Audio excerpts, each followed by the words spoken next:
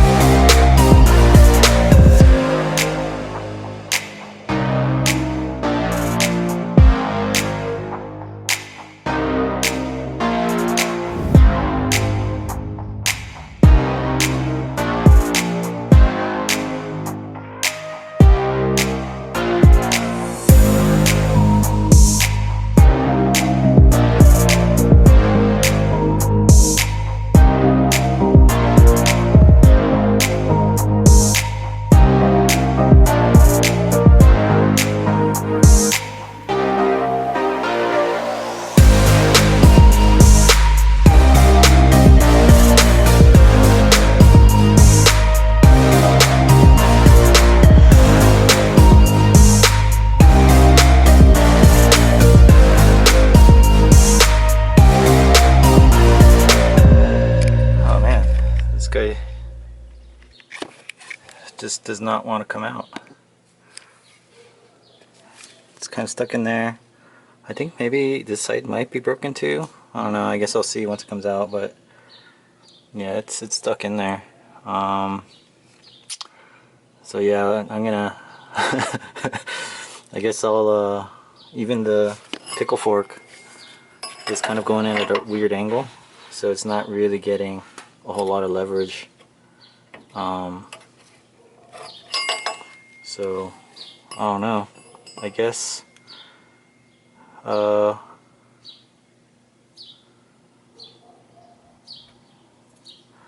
guess I might have to take the rotor off, the spindle off, to do this. Although I don't know what having the spindle off would accomplish, because it's still connected. It's not like this ball joint's bad, or it's not popping out yet, so I don't know. I guess we'll see. Oh man, woo! I finally got the lower ball joint off. There it is. I ended up having to take apart the entire spindle and get this piece by itself. I even tried heating it up, torching it, getting it super hot. Nothing was working, so I finally had to take all the pieces off and press it from the top, and then, you know, with the cup around this guy, and just try to press it off, and it finally came off. So I think the penetrating oil started doing its job, getting into the crevasses and whatnot. But that took an hour and a half. Sorry I didn't film it. My camera was running out of battery, so I didn't film that part of it. But I'll start filming from now, where I put the new one in, and you can tell that's the old one, this is the new one. The replacement is definitely a lot beefier. So hopefully that'll hold, and hopefully next time it won't be so damn hard to get off if I ever have to change them again. Hopefully I don't. But it is a wear item, so you know, they usually last maybe 100,000 miles if you're lucky. So hopefully it'll last longer next time. But man, that was an ordeal. But now I think I do have enough time to go to the junkyard and source an upper control arm. I might not be back till around like 4 o'clock though, because it's 1:30 right now. Probably take about an hour and a half or so, maybe 2 hours to get to the junkyard and take this part off and bring it back. So 4, and then I might have an hour and a half of daylight after that. So it should be pretty easy replacing this. It's just 2 bolts up here. I guess I can leave these alone and just take the arm off by itself. So that should be it should go pretty quickly. So, because I've done it, I've replaced the control arm on the other side before, and in the parking lot of the junkyard, and it didn't take too long, so hopefully it won't. So I think I have just enough time to get this thing done. So, alright, enough talking, let's get back to work.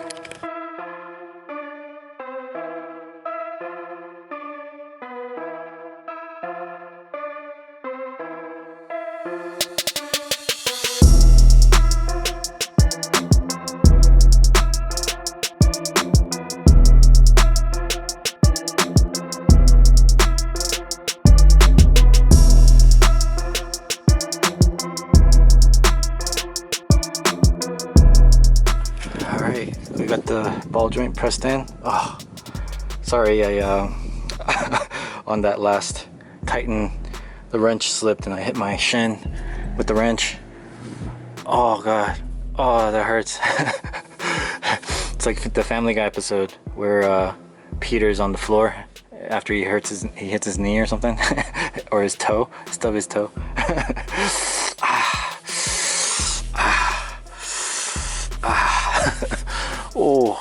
Oh, that's painful. But yeah, ball joints pressed in. That looks good. It's flush. So yeah, now all I have to do is the top. Alright nerds, I was able to source an upper control arm from the junkyard. This one's not too bad.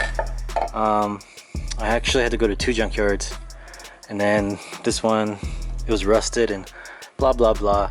Long story short, I lost 2 hours, and the sun is setting now. I have about 30 minutes of daylight. I'm probably gonna have to finish up in the dark, but it's time to shut up and nut up. You know what I mean? Or is it nut up and or shut up? However that goes, I need to get this done.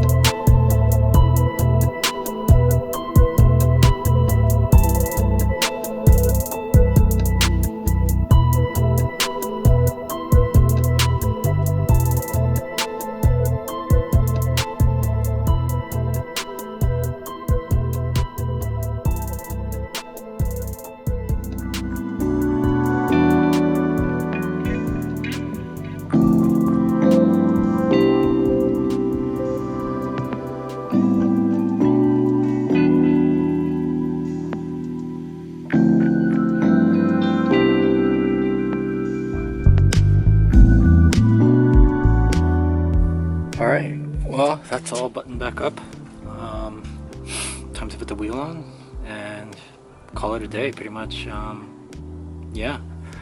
So I'm running low on battery, so I'll give you guys an update once I'm at the gas station, because I'm gonna go take a shower because, you know, look at this. But that'll be a nice test drive, because that's about 10 miles, I would say. Maybe, yeah, it's about a 10-mile drive. So then I can kind of, you know, see how it's going. And if I have a catastrophic failure, then I'm not too far away, or I could just turn around, hopefully. Alright, well, I made it to the pilot, safe and sound. And I got a shower. As you can see, I'm all clean. And yeah, I mean, so far so good. I'm not banking on it though, because that ball joint, upper ball joint, that wooden thread has me a little bit worried. I'm sure it'll pop out at some point. There's not much I can do about that, short of buying new control arms, which I don't really want to do at this point.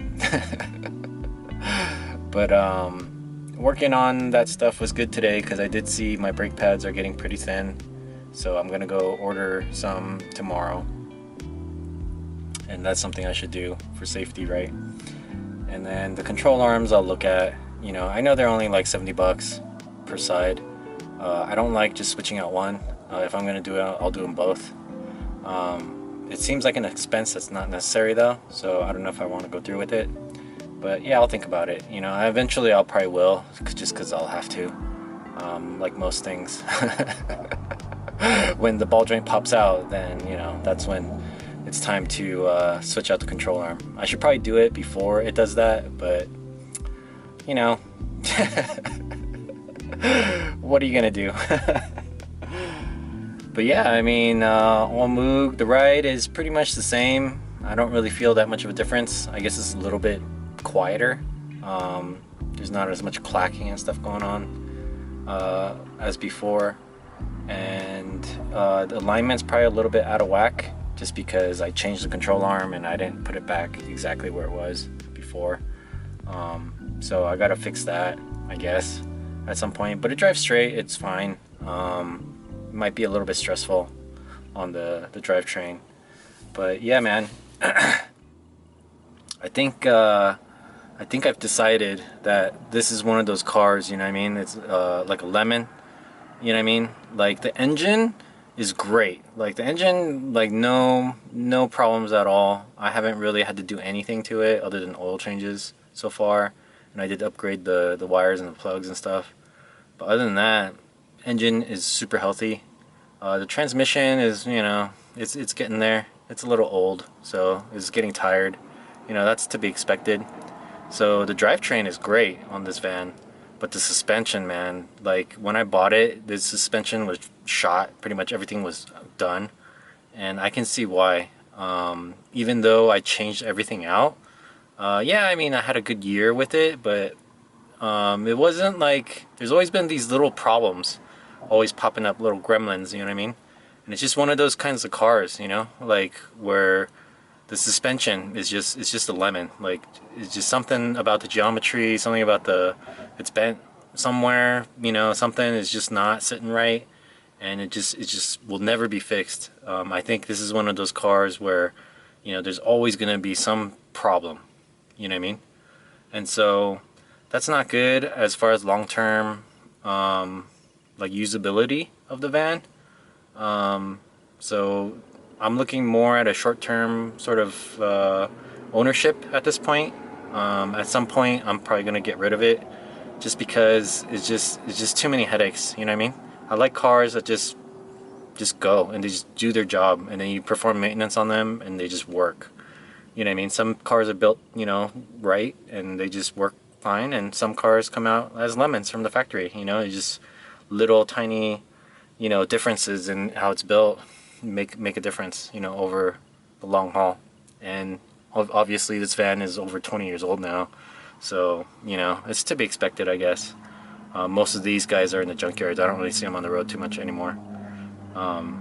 So yeah, that's pretty much my ball joint fiasco adventure. It was pricey, it was expensive, but I'm back on the road, and hopefully it'll last at least one more year, just to hit my next goalpost. And then once I hit the 2-year mark, then I'll figure out what I want to do from there. But you know, I'm pretty confident that it'll last a year. Maybe the ball joint might pop out, you know, before then, at the 6-month mark or so. But you know, I guess I'll cross that bridge when I come to it. But yeah, anyway, everything turned out pretty good as far as I'm concerned. And yeah, so thanks for watching.